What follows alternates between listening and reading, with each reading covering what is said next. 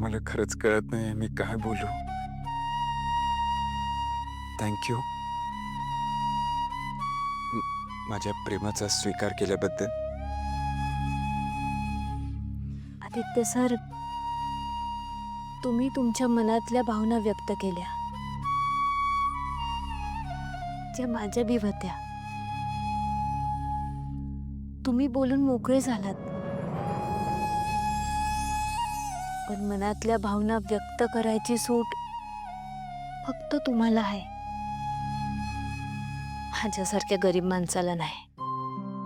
Sir, तुमच्या समोरची पारू आहे ती वेगळी आहे, आणि या घरात आतमध्ये गेल्यावर जी पारू दिसणार आहे ती वेगळी असणार आहे.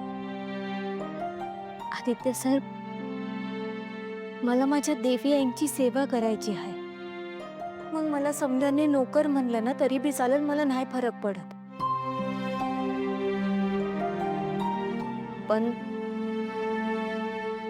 सर, आपल्या प्रेमामुळे देवी आई दुखावल्या गेल्या, त्यांना त्रास झाला ना तर ते मला नाही सहन होणार.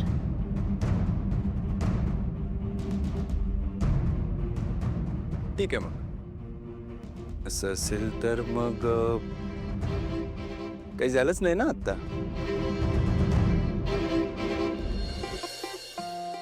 डोंट वरी पारू,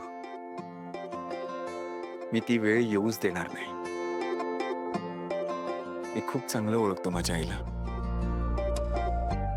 ती मला समजून घेईल, आणि तिला तर तू खूप आवडतेस, त्यामुळे ती आपल्या प्रेमाला अजिबात विरोध करणार नाही.